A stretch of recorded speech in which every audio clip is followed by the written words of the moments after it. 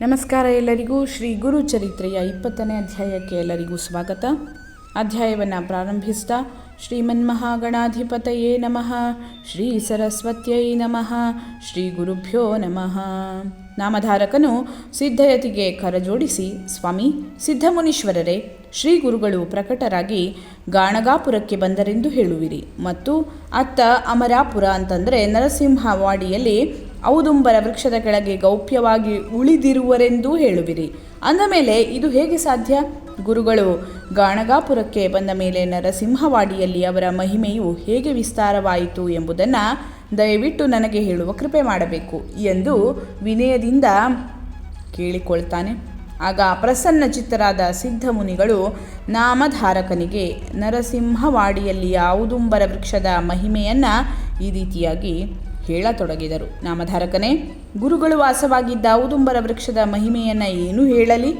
ವಾಸ್ತವ್ಯದಲ್ಲಿ ಅದು ಜಯ ಎಂಬ ಹೆಸರಿನ ಕಲ್ಪವೃಕ್ಷವೇ ಆಗಿದೆ. ಅದರ ಅಪಾರವಾದ ಮಹಿಮೆಗಳಲ್ಲಿ ಉದಾಹರಣಾರ್ಥವಾಗಿ ನಿನಗೆ ಒಂದನ್ನು ಮಾತ್ರ ಹೇಳುತ್ತೇನೆ, ಲಕ್ಷ್ಯಗೊಟ್ಟು ಕೇಳು.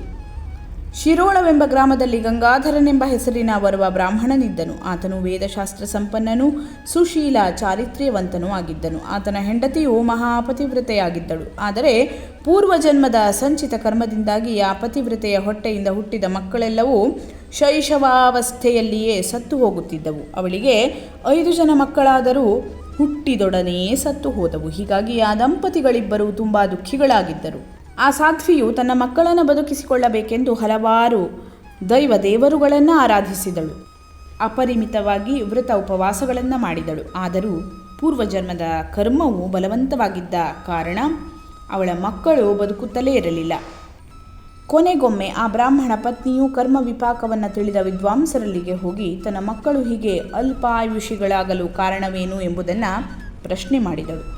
ಆ ಪಂಡಿತರು ಚೆನ್ನಾಗಿ ವಿಚಾರಿಸಿ ನೋಡಿ, ಅಮ್ಮ, ನಿನ್ನ ಮಕ್ಕಳು ಬದುಕದೇ ಇರುವುದಕ್ಕೆ ನಿನ್ನ ಪೂರ್ವಜನ್ಮದ ಕರ್ಮವೇ ಕಾರಣವಾಗಿದೆ. ನೀನು ಕಳೆದ ಜನ್ಮದಲ್ಲಿ ಶೌನಕ ಗೋತ್ರದ ಬರುವ ಬ್ರಾಹ್ಮಣನಿಂದ 100 ರೂಪಾಯಿಗಳನ್ನು ಸಾಲವಾಗಿ ಪಡೆದುಕೊಂಡಿದ್ದಿ.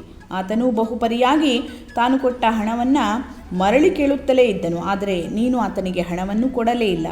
ಅವನು ದುಡ್ಡಿನ ಮೇಲೆ ಒಳ್ಳೆ ಲೋಭಿಯಾಗಿದ್ದನು. ತಾನು ಕೊಟ್ಟ ಧನವು ನಿನ್ನಿಂದ ಮರಳಿ ಬಾರದೇ ಇದ್ದ ಕಾರಣ ನಿನ್ನ ಮನೆ ಎದುರು ಸತ್ಯಾಗ್ರಹ ಕೂಡಿ ಆತ್ಮಹತ್ಯೆ ಮಾಡಿಕೊಂಡು ಸತ್ತು ಹೋದನು. ಆ ಕಾರಣದಿಂದ ಆತನು ಪಿಶಾಚಿಯಾಗಿರುವನು.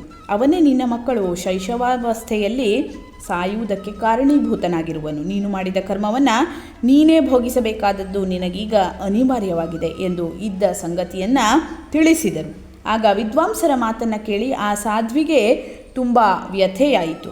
ಅವಳು ಅತಿ ದೈನ್ಯದಿಂದ ಬ್ರಾಹ್ಮಣೋತ್ತಮರ ಪಾದಗಳಿಗೆ ನಮಸ್ಕರಿಸಿ, ಪೂಜ್ಯರೇ, ನನ್ನ ಇಂಥ ಘೋರವಾದ ಸಂಚಿತ ಕರ್ಮವು ಪರಿಹಾರವಾಗುವುದಕ್ಕೆ ಏನಾದರೊಂದು ಉಪಾಯ ಸೂಚಿಸಿ ನನ್ನನ್ನು ಉದ್ಧಾರಗೊಳಿಸಿರಿ ಎಂದು ವಿನಯದಿಂದ ಕೇಳಿಕೊಳ್ಳಲಾಗಿ, ಅದಕ್ಕೆ ಆ ವಿಪ್ರೋತ್ತಮರು ಮತ್ತೊಮ್ಮೆ ಯೋಚಿಸಿ, ಅಮ್ಮ, ನೀನು ಬ್ರಹ್ಮ ಸಂಪತ್ತನ್ನು ಅಪಹಾರ ಮಾಡಿರುವಿ ಮತ್ತು ಆ ಬ್ರಾಹ್ಮಣನ ಆತ್ಮಹತ್ಯೆಗೆ ಕಾರಣೀಭೂತಳಾಗಿರುವಿ.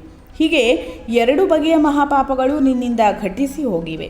ಆ ಬ್ರಾಹ್ಮಣನು ಸತ್ತಾಗ ಅನ್ಯರಾರೂ ಆತನ ಅಂತ್ಯಕ್ರಿಯಾ ಕರ್ಮಗಳನ್ನು ಮಾಡಲಿಲ್ಲ. ಹೀಗಾಗಿ ಆತನು ಪಿಶಾಚಿ ಜನ್ಮ ಹೊಂದಿದನು.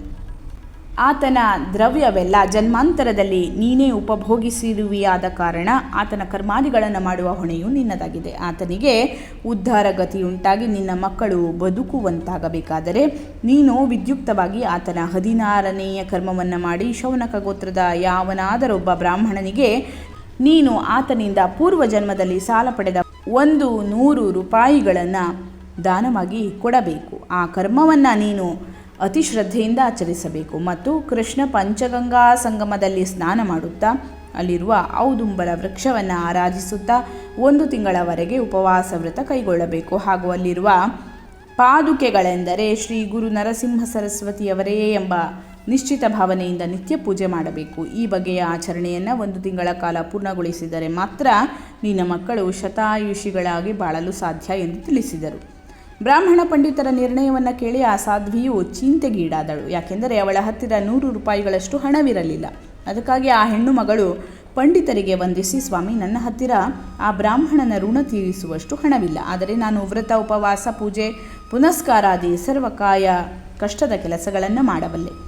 ಇದರಿಂದ ಏನಾದರೂ ಪ್ರಯೋಜನವಾಗಬಹುದೇ ಎಂದು ಪ್ರಶ್ನೆ ಮಾಡಿದಳು. ಅದಕ್ಕೆ ವಿಪ್ರೋತ್ತಮರು ಸ್ವಲ್ಪ ಯೋಚಿಸಿ, ಸರಿ ತಾಯಿ, ಅಷ್ಟೇ ಮಾಡು. ನೀನು ಕೃಷ್ಣ ಪಂಚಗಂಗಾ ಸಂಗಮಕ್ಕೆ ಹೋಗಿ ಅಲ್ಲಿ ನಿತ್ಯ ಸ್ನಾನ ಮಾಡುತ್ತಾ ಔದುಂಬರ ವೃಕ್ಷದಡಿಯಲ್ಲಿ ಗುಪ್ತವಾಗಿ ವಾಸಿಸುತ್ತಿರುವಂತಹ ನರಸಿಂಹ ಸರಸ್ವತಿ ಯತಿರಾಯರನ್ನು ಆರಾಧಿಸುತ್ತಾ ಉಪವಾಸ ವ್ರತವನ್ನು ಕೈಗೊಂಡರೆ ಆ ಸದ್ಗುರುನಾಥನೇ ನಿನ್ನ ಬ್ರಹ್ಮ ಹತ್ಯೆಯ ದೋಷವನ್ನು ನಿವಾರಿಸಿ ನಿನಗೆ ಏನಾದರೊಂದು ಮಾರ್ಗವನ್ನು ಕಲ್ಪಿಸಿಕೊಟ್ಟೆ ಕೊಡುತ್ತಾನೆ. ನಂತರ ಆ ಸದ್ಗುರುವಿನ ನಿರೋಪ ಪಡೆದು ನೀನು ಶಕ್ಯವಿದ್ದಷ್ಟೇ ದ್ರವ್ಯವನ್ನು ಖರ್ಚು ಮಾಡಿ ಆ ಸತ್ತ ಬ್ರಾಹ್ಮಣನ ಅಂತ್ಯ ಸಂಸ್ಕಾರವನ್ನು ನೆರವೇರಿಸು ಎಂದು ಸಮಾಧಾನ ಹೇಳಿ ಕಳುಹಿಸಿಕೊಟ್ಟರು.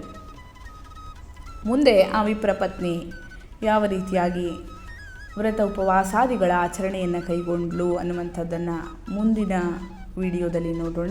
ಧನ್ಯವಾದಗಳು. ಲೋಕಾಃ ಸಮಸ್ತಾಃ ಸುಖಿನೋ ಭವಂತು.